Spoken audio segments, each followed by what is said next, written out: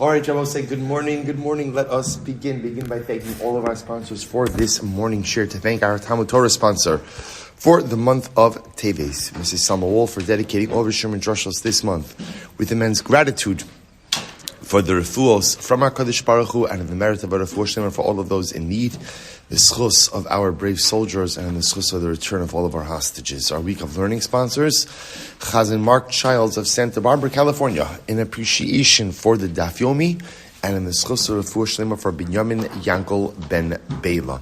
And of course, as a shir, we dedicate Maseches Bava Kama Le'ilui Nishmas Master Sergeant Eliyahu Harush Hashem Yikom Damo. In the zchus of our learning, may HaKadosh Baruch Hu provide an aliya for his Neshama and a Neshama for his family. Well, so with that, let us begin. Today's daf is Memtes 49, and we are picking up in Meretz Hashem on Memches 48b, and we're picking up 13 lines up from the bottom. So we got so close to finishing the sugya yesterday, but in Meretz Hashem we will complete it today with some really interesting halacha l'maisa as well. So remember again, we left off actually with a contradiction between brisos. So we'll say after this entire exciting journey, we've now kind of circled back to the core and fundamental machlokes in the Mishnah, which is machlokes between the Rabbanon and Rebbe. Namely, what does permission to enter mean assumption of responsibility as well? That's our fundamental machlokes. The Rabbanon say, when Shimon gives Ruvain the right to go and enter into his chatzar, what Shimon is doing is not only giving Ruvain the right of entry, but Shimon is assuming all responsibility to protect Ruvain from any type of damage. Rebbe says absolutely not. Permission to enter means just that, permission to enter without assumption of responsibility and liability. The only time you assume responsibility for the other is if you explicitly articulate that. So says the Gemara, so let's pick up. Amar Rabbi Elazar, Tavra, Misha Shanazu Lo Shanazu. Show the contradiction in Bryce. Rabbi Elazar says you're right two different opinions. Rava Amar Kula Rabbanon. Rava says no, the entire Bryce is Rabbanon. Hy'd dinasav reisha shamru. The entire Mishnah. Hy'd dinasav reisha shamru tana seifa shamru. And again, essentially, there's Mishnaic symmetry. Since the beginning of the Mishnah, ultimately used lashon of shamru, of guarding. Therefore, again, the seifa uses the same lashon tana seifa va'ani eshmerenera. Papa says kula Rebbe. The entire Mishnah reflects the view of Rebbe. For several like Rabbi Tarfon, and Rebbe in fact holds like Rabbi Tarfon. What does Rabbi Tarfon say? The Amar. Karen b'chatzar hanizek nezek shalim mishalim. This is the famous position of Rabbi Tarfon. Rabbi Tarfon holds that, interestingly enough, that as much as normally Karen tam pays chatzi nezek, Karen tam, which occurs in the domain of the damaged party, you pay nezek shalim hilchach. Therefore, amrulei shamru. If ultimately, again, Reuven says to Shimon, watch your stuff, so lamakni leimakom b'chatzar, that means Shimon is not conveying any use of his chatzar over to Reuven. V'havilei keren b'chatzar hanizak, and therefore, again, any damage becomes keren in the property of the damaged party. The keren b'chatzar hanizak m'shalim nezek shalim, and ultimately, again, the halach is according to Rabbi Tarfon that you pay complete damages for keren b'chatzar hanizak.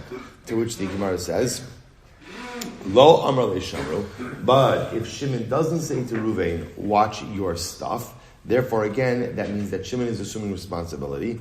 Shimon is conveying ownership, or not ownership, but usage of part of the chatzar over to Ruvain. And therefore again, it becomes like a chatzar that belongs to partners. The Karen b'chatzar shutzvin ena mishalim v'chatzi nezek, and any Karen that is done in jointly owned property that only pays chatzi nezek. So the point of here, I will say, is you could interpret the Mishnah as reflecting both opinions. So bottom line, halacha l'maisa, who do we paskin like? Because as I mentioned in yesterday's shir, this is a big issue.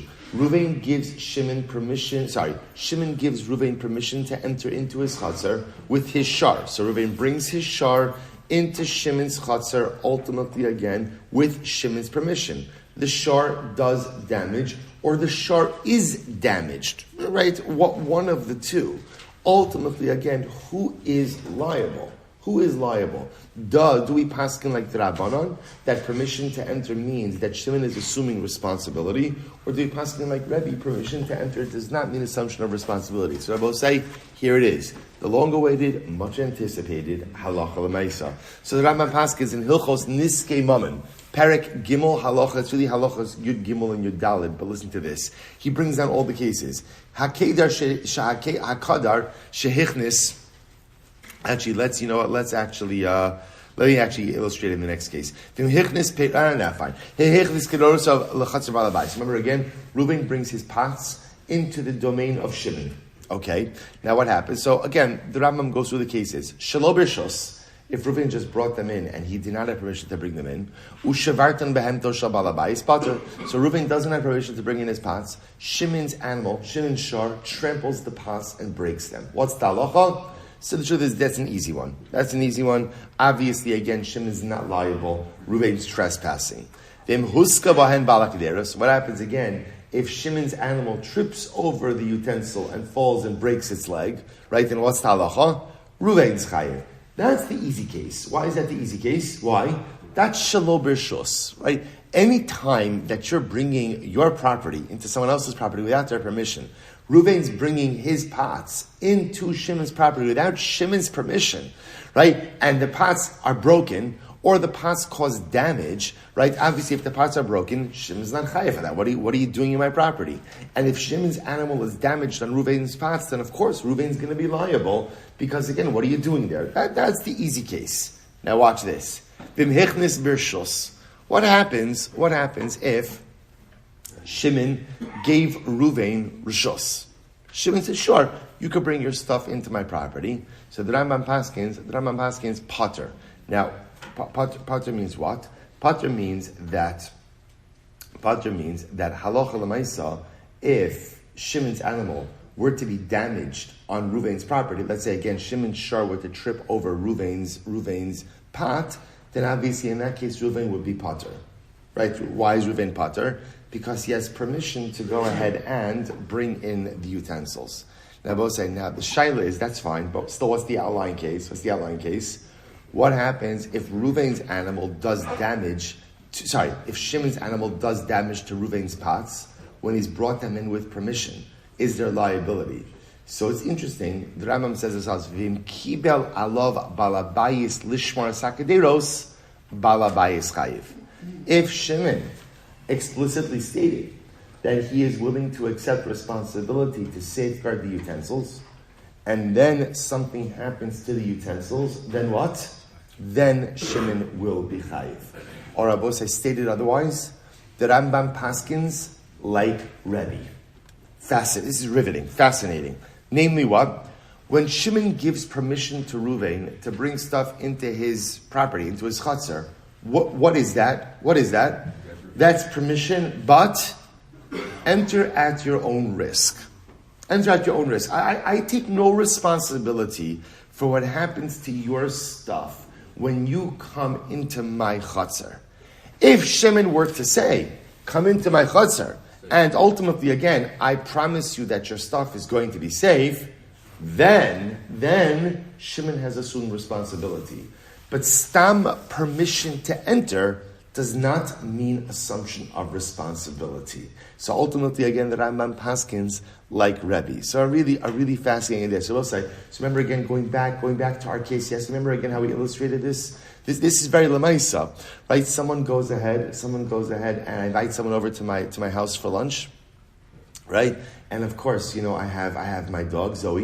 I'm going to call her Zoe just for illustration's sake, Zoe, right? So, right, Zoe's very friendly, always very excited. She's wonderful with hachnasas archim and mamish, like she has such avas Yisrael that she jumps on everyone and literally again, slobbers on Reuven's suit. Now Reuven has a dry cleaning bill. Technically speaking, halacha l'maisa, I, the balabas, don't have a responsibility to pay for that dry cleaning. Now again, you want to ask Lifnim Mishra Sadin, what's the right thing to do? The right thing to do is whenever you cause someone damage or someone is damaged on your property, ultimately again there may be a din of taking care of them. But Lamaisa, the Rambam Paskins like Rebbe, which is really quite interesting. Halacha Lamaisa, permission to enter means just that, permission to enter, and does not mean assumption of responsibility. Incredible. Okay, let's go to the Mishnah. Shar shehaya miskavin lechavera v'hika isha. This is an interesting case. If you have a shar that you could tell was ready to do damage, right? In other words, the shar was clearly bent on doing damage. So it was going to, let's say again, it's my shar. Let's call it Ruvain's shar. And Ruvain's shar was charging towards Shimon to go ahead and gore Shimon. And what happened? And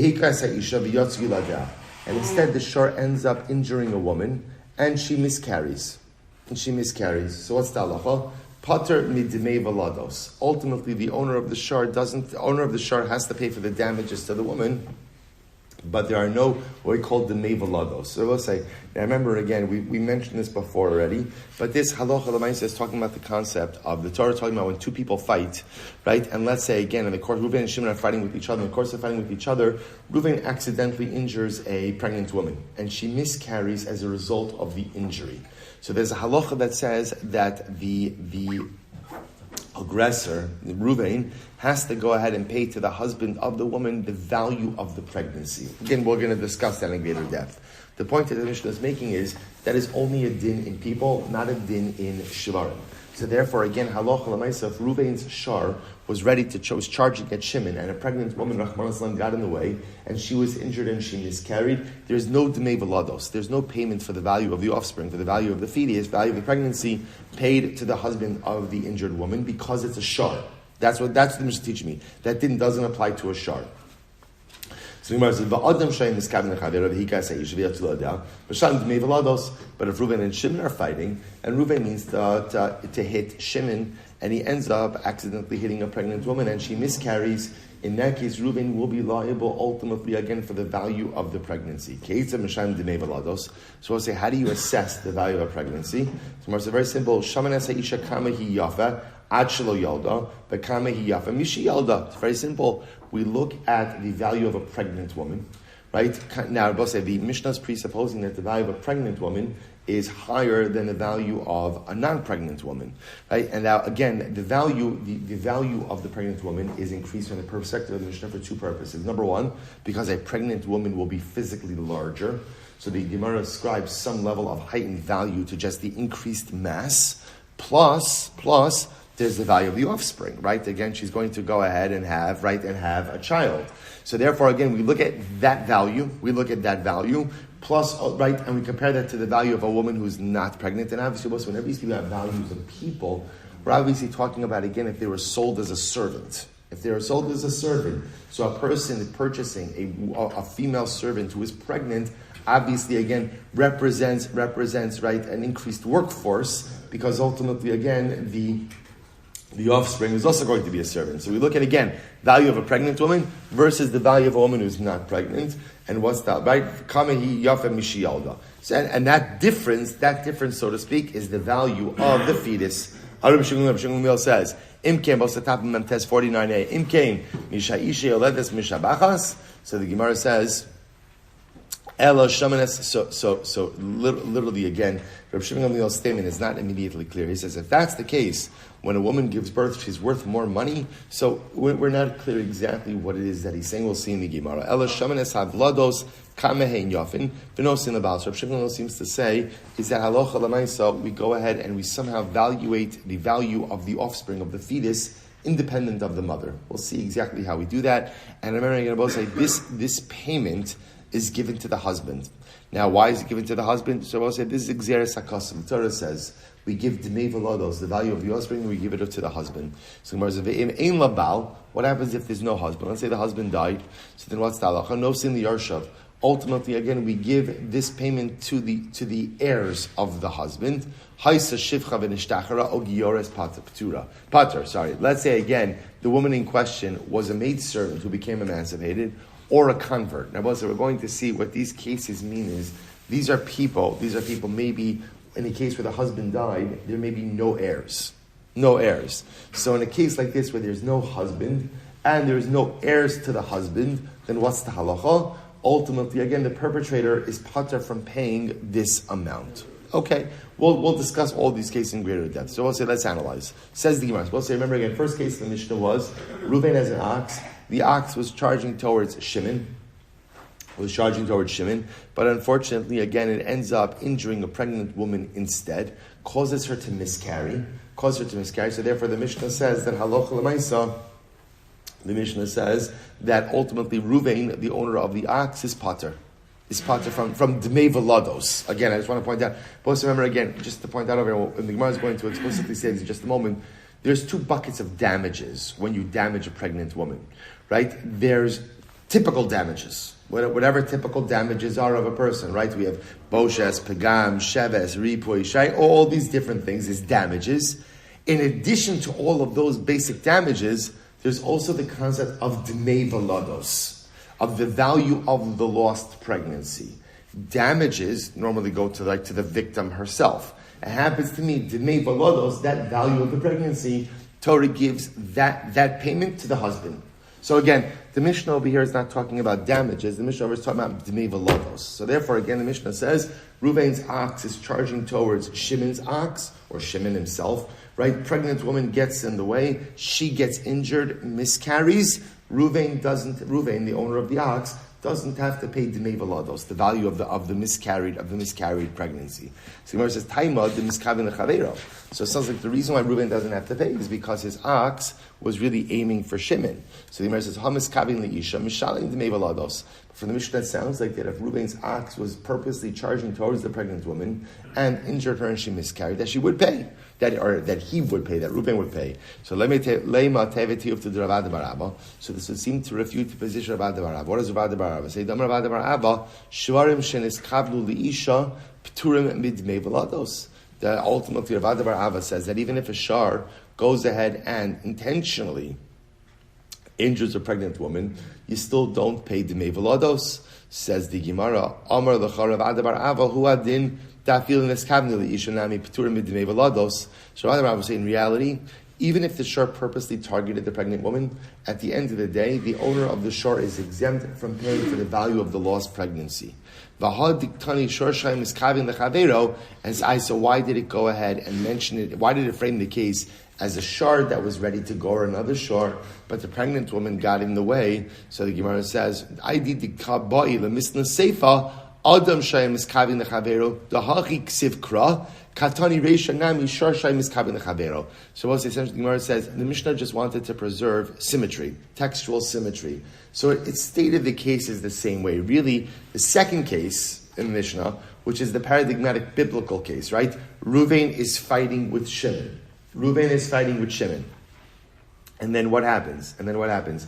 He means to go ahead and hit Shimon. Instead, he hits a pregnant woman. She miscarries. That's the biblically paradigmatic case. So the Mishnah wants to align the Reisha in the same way.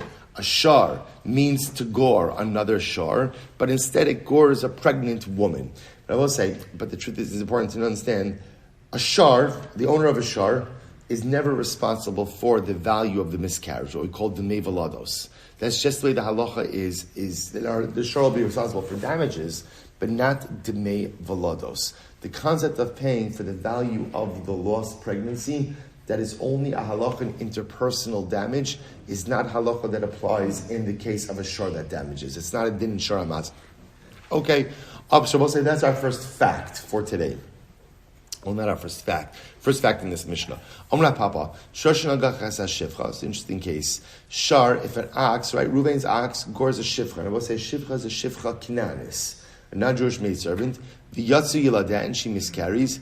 Mishalim Dmei Velados. In that case, the owner of the shor will pay the value of the miscarriage. My taima, Chamarta Ma'abarta Ba'alma.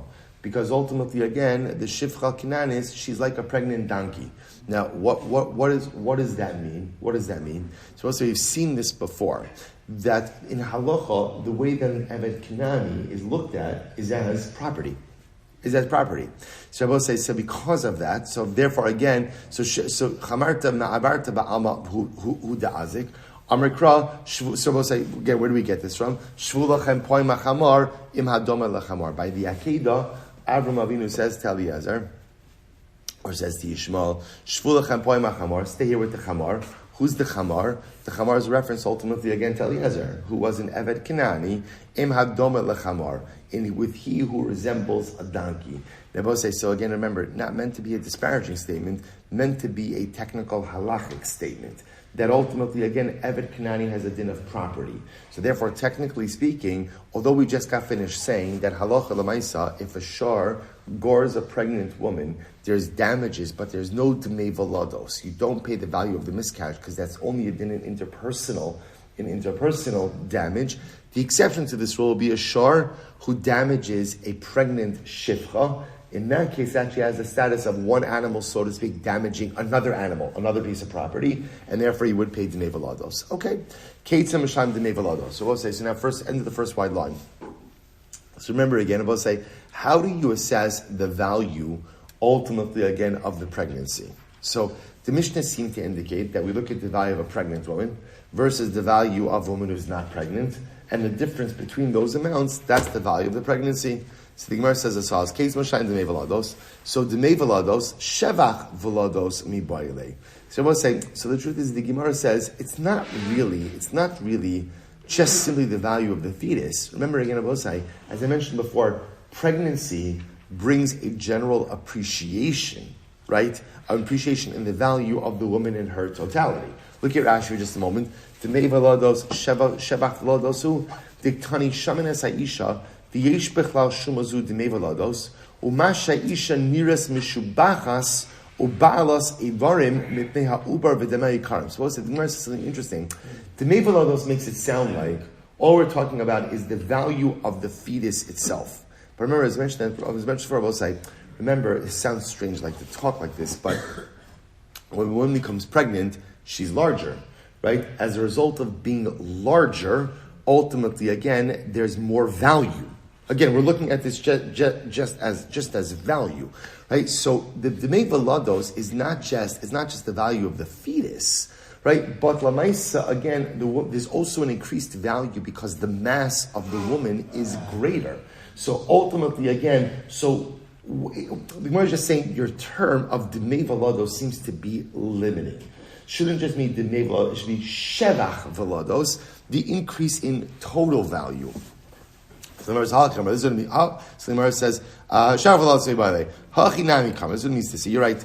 Keitzam mishalim dmei valados, v'shevach valados. So the Gemara says, you're right. What we mean to say is like this: how do we assess ultimately again the value of the fetus? That's the dmei valados and shevach valados, and the additional appreciation in the value of a woman. Shaman as ha'isha kama hiyafa at shelo yalda.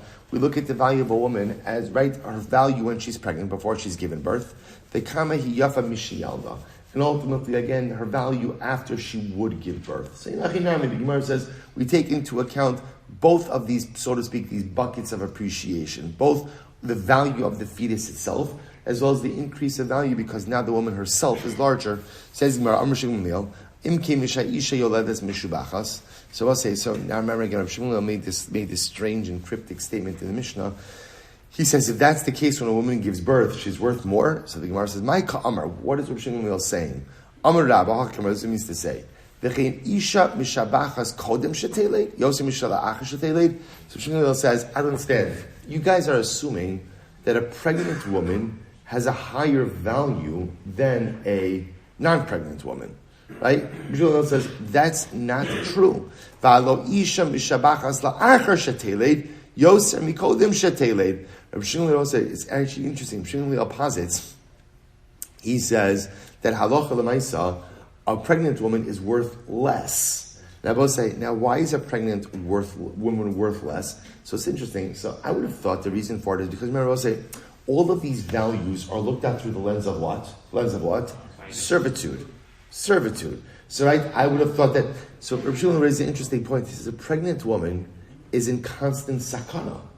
I know I was going to say a pregnant woman. Remember, pregnancy in general, a pregnant woman is considered in halacha. A pregnant woman is considered to be a chola sheyesh ba sakana. She is considered to be a woman who is ill, who is in mortal danger. So Shmuel says that's not an appreciation of value. A woman who's not pregnant, I will say again, it's just a regular person. A regular person, by definition, essentially what Shmuel is saying is, it's going to sound strange, but like a pregnant woman is a woman with a health issue. So because she's a woman with a health issue, why is everybody assuming that she's worth more? I think just the opposite. A pregnant woman is worth less right, than ultimately, again, a non-pregnant woman.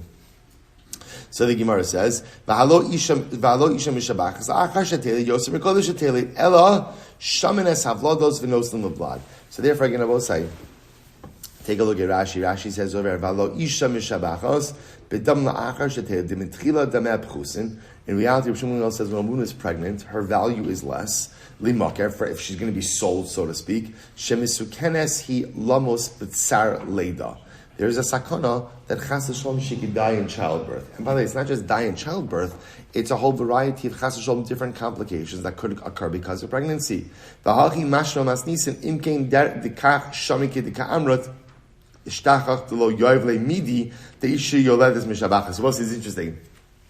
So whereas the Tanna Kama says, remember again, the Mishnah is trying to figure out, here's what we know about say. Right, Ruvain is getting in a fight with Shimon, and Ruvain goes ahead and instead injures a pregnant woman. She miscarries. So what's the halacha? So now Ruvain is obligated to pay the value of the lost pregnancy to Shimon. So how do you evaluate the lost pregnancy? So the Tanna Kama says it's simple. A pregnant woman is worth X, right, and a non-pregnant woman is worth X minus Y. So that difference is the amount you pay. Rabbi Shmuel argues on the very premise. He says, Tanna Kama, you're assuming a pregnant woman is worth more than a non-pregnant woman.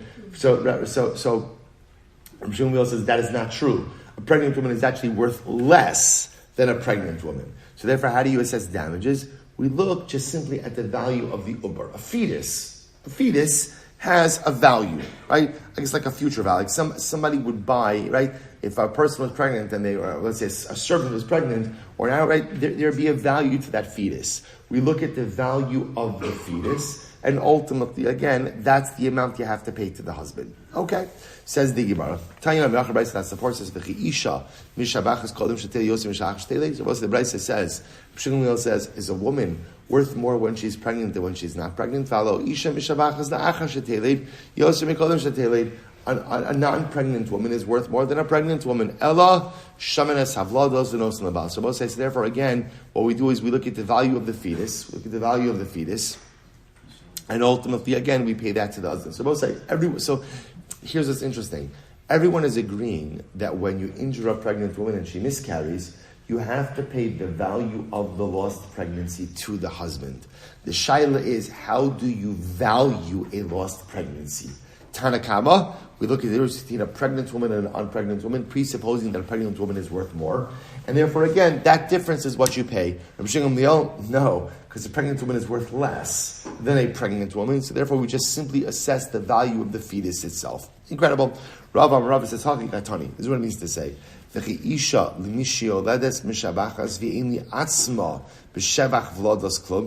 I'll say, Rav has a different interpretation. Rav says, Rabbi Shmuel saying is like this. That at the end of the day, is the appreciation of a pregnant woman only in the pregnancy and only for her husband? What about the general appreciation that a pregnant woman has? We just spoke about this before, just in the fact that there's more of her, right? So because there's more of her, ultimately, again, there's a more general appreciation as well, and doesn't that belong to her? So the Gemara said, is the appreciation of a pregnant woman only for her husband? Doesn't she share in that appreciation as well? So both say this is interesting. So Rav has a different approach. Rav says there's two different pockets of appreciation. There's the value of the fetus, right? And the value of the fetus, that goes to the husband. But then I will say also there's the appreciation that she has physically, independent of the fetus. In other words, there's more of her. So because there's more of her, ultimately, again, there's appreciation. So that appreciation is split between the husband and the wife. That supports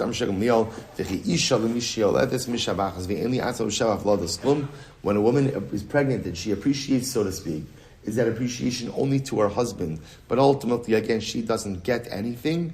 Rather, Rabbi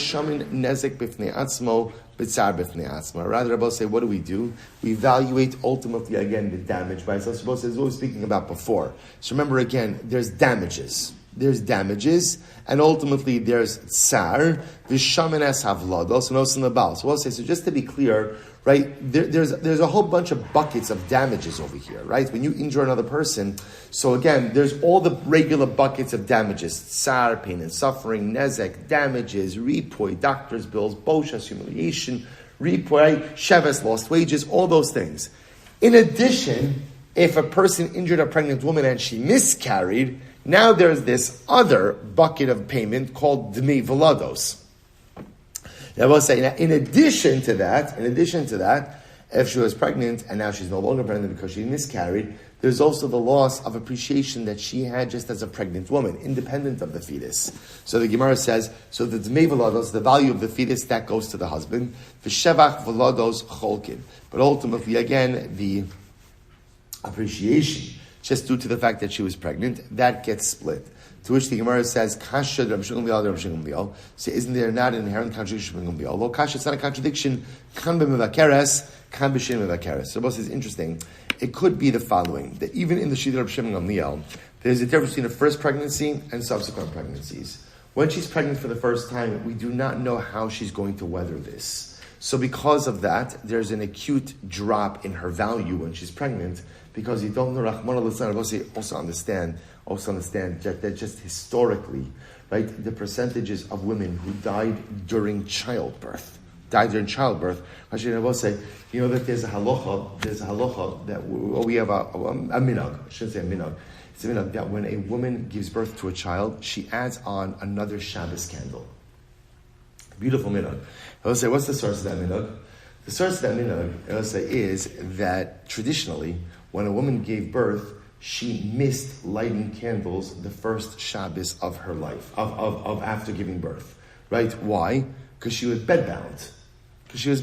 Right? Childbirth was a much more, it's a traumatic event now, but Baruch Hashem, today you could do it in a hospital, today you could do it with medication, today you could do it with epidurals, right? Today there's a whole bunch of other science, but it was very common for a woman after she had given birth to be in bed for a prolonged amount of time, which often meant that she missed the first Shabbos after her child's birth from Hadlakas Neros. What's the halacha if a woman misses lighting candles? What's the halacha? There's a knas, there's a penalty, so that she shouldn't forget again that she lights an additional candle. So again, these concepts merged, and ultimately, again, it became that a woman lights, the minhag is that a woman lights an additional candle for every child that's born. But I will say, but it just gives you a window into what childbirth, it doesn't give us a window into what childbirth was like. But historically, what it does is it gives us a window into just the even enhanced traumatic experience that it once was. So therefore, again, it could be that Rabbi Shmuel talks about this idea that the value of a pregnant woman is diminished. That's when she's pregnant the first time, and we don't know how she's going to handle the pregnancy, and we don't know what's going to happen with childbirth. As opposed to once already she's undergone the process, then halacha l'maisa, it could be that it's a different circumstance. Okay. So Rabbanan da Amri, Shevach v'lodos nami leval my time. So I will say now, interestingly enough, the Rabbanan themselves, they don't make a distinction between the value of the fetus versus the general appreciation of a pregnant woman. They hold that entire amount goes to the husband. So the Gemara says, what's their logic? Since the pasuk talks about that she miscarried, why does the pasuk need to say that she was pregnant? So the Gemara says, to teach us that the husband not only gets the value of the miscarried fetus, but he also he's entitled to the general appreciation from the pregnancy. Rabbi Shmuel Hy'd hara my darashay. Rabbi Shmuel, what do you do with that hara? So the Gemara says, "Mi bari le'lichid desanya." Rabbi Elazar Yaakov Omer, the olam eno chayiv ad sheyakena keneged beis heroically. He needs it for the following drasha. That in general, both say, if a man injures a pregnant woman, he's only chayiv if he delivered a blow, near the area of the womb. So the Gemara says, Amra Papa, lo tema kineged beis yaramam. She doesn't have to be literally opposite the womb, the stomach. Ela kol heichad the salik bei shichma livlad. So we'll say what it means is you only chayiv for an injury where it's normal that ultimately, again, such an injury would impact the baby, would impact the fetus. That's when you're chayiv ultimately for causing the woman to miscarry. La fuke yad v'regel delo. So we'll say, for example, let's say Ruvain injures a pregnant woman. He kicks her very hard in the ankle, right? And breaks her ankle. and as a result, she miscarries. Not that she falls, right, and it falls on herself, but she miscarries. So we'll say, that would be the kind of injury where there would not be liability for the lost pregnancy. Why? Because a broken ankle should really have nothing to do with a miscarriage. In order to be chayiv, ultimately, again, for causing the woman to miscarry, for damages, it has to be the type of injury where it makes sense that there's a correlation between this type of injury and the miscarriage. Okay, interesting halacha. So Mara will say, so again, I just want to point out, halacha, how do we paskin? So we paskin like the Tanakama, like the Rabbanon, not like Rabbi Shimon Gamliel. So first of all, say in halacha, we accept the premise that a pregnant woman has a higher value than a non-pregnant woman. So that's number one. So therefore, again, I will say in a case where a man injured a pregnant woman and caused her to miscarry, so in addition to all the damages that he has to pay her, he also has to pay the value of the lost pregnancy. And on a simple level, how do we evaluate lost pregnancy? So we take a simple pshat with this, which is value of a pregnant woman, right, versus value of a non-pregnant woman. The difference between those two is considered to be the value of the fetus, the value of the pregnancy, and that is the amount that ultimately, again, the perpetrator is obligated to pay to the husband. Beautiful. Says the Gemara, Nishtach Haisa, Shivcha v'nishtachara, O Giores Pater. So most of them, the Mishnah said, Halacha l'maisa, if the pregnant woman was an emancipated slave woman, right? Or ultimately, again, a convert. So I will say, so now remember again, then the Mishnah says that the perpetrator is pater from paying the value of the lost pregnancy. So what does this mean? So Amar Rabba, Lo shon ela shechaval ba b'chaye hager, umeis hager. This will say, now obviously we're talking about over here as ourselves. Let's just illustrate this in the case of a Gioris, right? Rachel is a convert. Rachel is a convert. So now what happens? Rachel is married to Ruvain, the convert. Two Gerim. What happens now? So now Rachel becomes pregnant. Now after Rachel became pregnant, Ruvain died. I'm sorry, actually let's stop. So now Rachel's fine. So now Rabbi says like this. So now what happens? Shimon injures Rachel, causes her to miscarry. So now obviously what's the halacha? Right, so now Shimon has to pay the value of the lost pregnancy to who? To Ruvain, the husband. Now what happens? Before ultimately, again, Shimon has a chance to pay, Meis Hager, Ruvain, the ger husband, dies. So what's the halacha? Kevan de chavo b'chay hager, zacha buhu ger, the kevan de meis hager, zacha buhu min hager. So I will say, so in this case now, by the time Shimon goes ahead and gets ready to pay, what happened? Right, so Ruvain's gone. Now we're dealing with a case over here where, again, he's a ger, he has no offspring, and as a ger, there are no other relatives either. So this would be a case where ultimately, again, because there's no husband in the picture, and ultimately, again, there's no heirs to the husband, therefore, what? Shimon the perpetrator is exempt from paying the amount. Aval, chaval bala achar misas ager, zachya la'ihi bigavayu, u'mechayiv l'shalom ilo l'didei. However, if ultimately, again, Ruvain, the husband, died, right? Rachel became pregnant, Ruvain died, and then Shimon injured Rachel, caused her to miscarry. In that case, there was no husband in the picture at the time of the damage. Rachel herself would acquire the rights to the payment. That's Rabbah. Rav Chisda says, Mari Dichi, who is the author of this ruling? Atu Vlados Tsrarininu.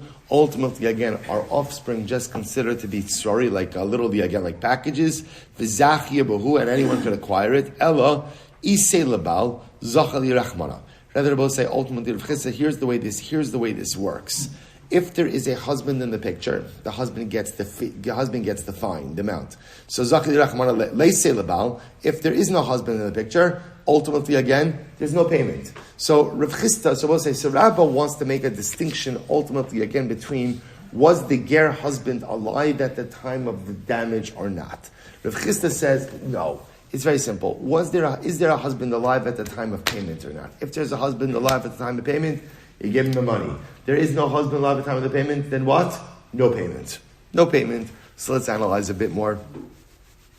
Says the Gemara, good. Meisvei, hikas ha'isha v'yatzi ladeha.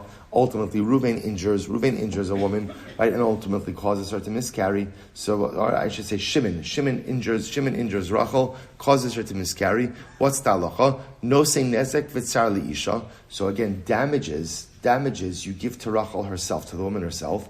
Udmei v'lados labal. and the value of the lost offspring, that goes to the husband, to Ruvain. Ein habal, what happens if there's no Ruvain, right? Ruvain died, he's not in the picture. No sin li yarshav, ultimately again you give to Ruvain's heirs.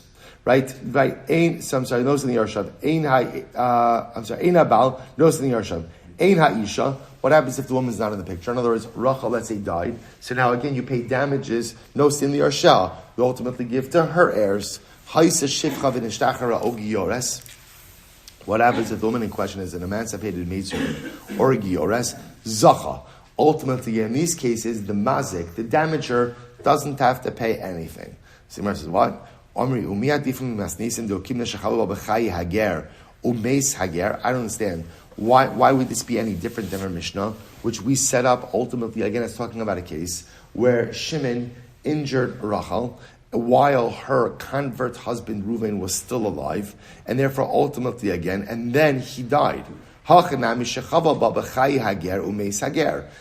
over here, there should be a case where ultimately again, Shimon injured Rachel at a time where her convert husband was alive, and then he died. So the Gemara says, by saying the other possibility is the achar misa sager. The other possibility is it could be after, ultimately after her convert husband died. Amud Beis the Tani zachsa. And ultimately, again, we should write that Allah says she's entitled to it.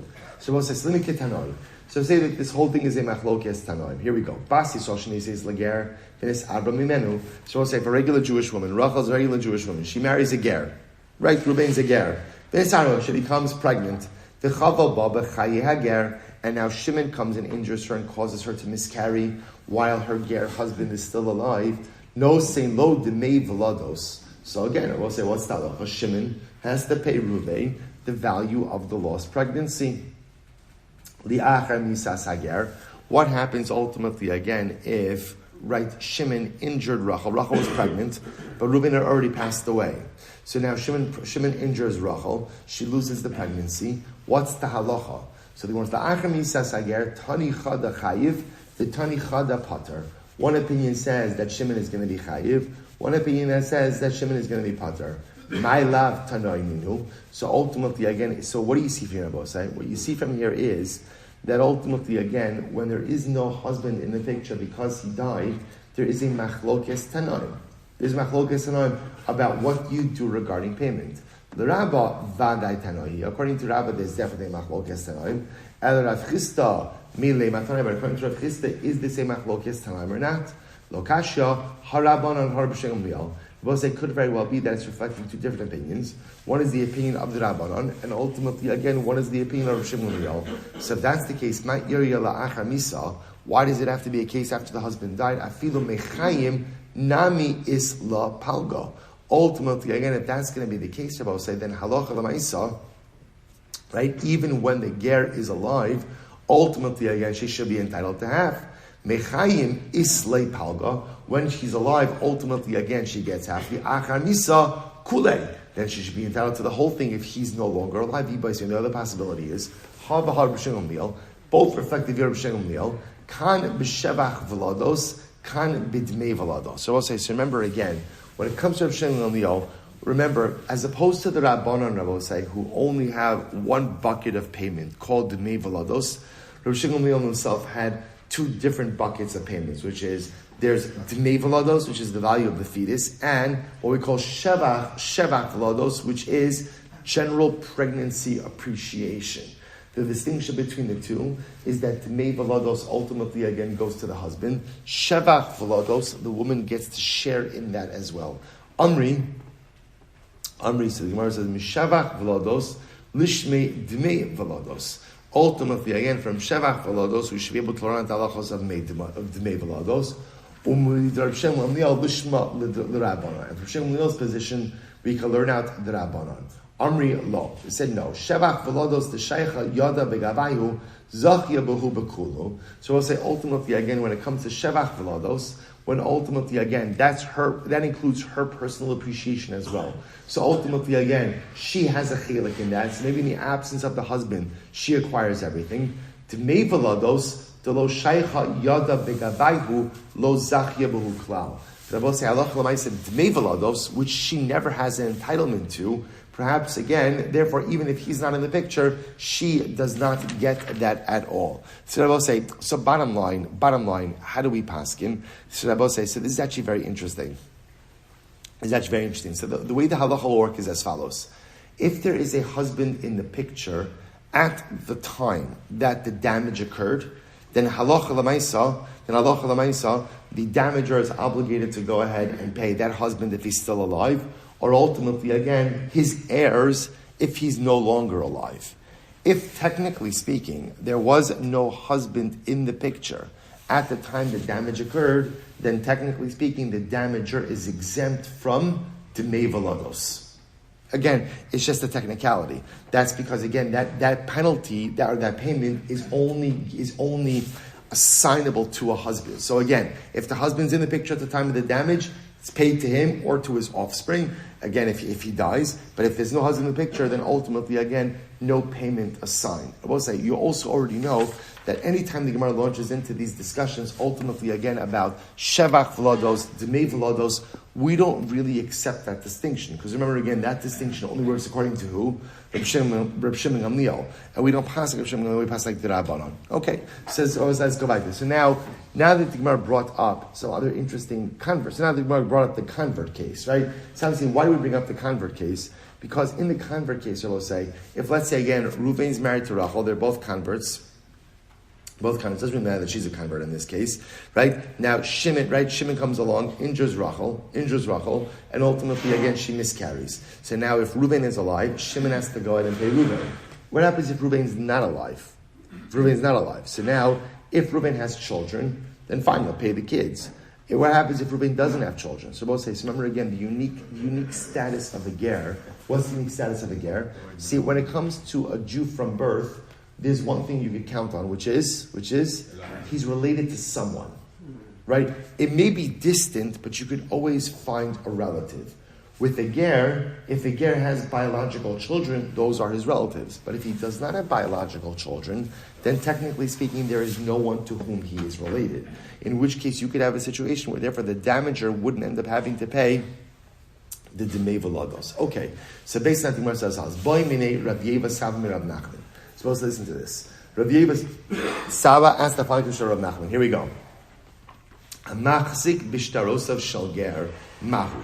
So I will say, what about the following case? Listen to this. We'll call him Reuven, right? Reuven is a ger. Now, Reuven had lent money to Shimon, and he has a loan document. And in that loan document, ultimately again, so now Reuven has a claim or a lien against Shimon's property. So now what happens? Reuven dies. Reuven has no children. So I will say, what's the halacha now with the property of a ger who dies with no children? What's the halacha? Hefker, which means anyone who wants can take them and seize them. So now Reuven dies, Reuven's a ger, Reuven dies, leaves behind no children, and now what happens? Shimon comes along, and Shimon takes possession of those documents. That's a machzik b'shosav shel ger mahu. Keva de machzik b'shtar daita da'arahu de machzik u'ba'ara lo halachzik. So again, Shimon comes along and says, this is great. I'm going to take these shtaros. The shtar has a lien against land, right? So now I own the land. Now, of course, no you don't. Right? No, you don't. So his entire intention is to go ahead and seize the document as a way of becoming entitled to the land. But of course, that's not the way land ownership works. So the Gemara says, "Ushtara nami lokana," and we say ultimately again, the same way he didn't acquire the land, he also didn't acquire the piece of paper itself. Right? Delav daite ashtara, because ultimately again, obviously, Shimon's intention is not to go ahead and acquire the piece of paper. Oh Dilma, daite nami ashtara, or maybe not. Maybe when Shimon comes along, he says, listen, as much as I'd love to acquire the land that's specified in this document, if I can't acquire the land, at least I'm going to acquire the piece of paper. Right? Because a piece of paper, a piece of parchment also has value. So the Gemara says, I will see, what good is a piece of paper? What are you going to use it as? A bottle stopper? Yeah, actually, yes. That's not hers. The paper itself still has an independent value. Again, even if the shtar is not really value, it doesn't really have a value because the shtar doesn't tell me to do anything, but the piece of paper itself could still act as a bottle stopper, so at least he'll acquire the piece of paper as a bottle stopper. Amar Rabba, Mashkon sheisab yad ger. So we'll say another very interesting case here. Watch this. So we'll say, so again, we're just bringing this up now since we spoke about cases of a ger who died ultimately. Again, we're just bringing this up again. Another case also, which let's at least, so again, in the previous case, Reuven the ger dies, doesn't leave behind any children. Shimon comes along, sees a loan document. In the loan document, ultimately, again, there's lien against property. So Shimon says, this is great, I'll take on the lien of property. Sorry, I'm using names repeatedly. Shimon comes along, it's great, I'll take on the lien of property. Obviously, picking up the shtar if someone else doesn't give you a lien on property. But what it does do is, it gives him a piece of paper. So you're now the proud new owner of a piece of parchment. What are you going to do with it? Whatever your heart pleases, right? But you do acquire the piece of parchment itself. Incredible. But so what about the next case? Mashkono shel ger biyad Yisrael. What about the following situation, Moses? So now let's say again, we'll call him Reuven. Reuven went ahead and lent money to Shimon. Shimon is a ger. Shimon is a convert. Shimon gave Reuven collateral. Right? So now Reuven has in his hand collateral from a ger. What happens now? Shimon dies. So now ultimately, again, Reuven has the collateral of a ger in his hand. Umei sager. Now watch this. Levi hears that Shimon the ger died. And remember again, Shimon the ger has no heirs. So Levi says, Levi runs into Reuven's house, grabs the collateral. Because the property, ultimately, again, of a ger who dies is hefker. And I was like, we'll stop over here with this case. This is a really good case. Sorry, again, a long daf today. Again, we'll stop over here for today. We'll say tremendous. We'll pick up with this last case. Shkoyach.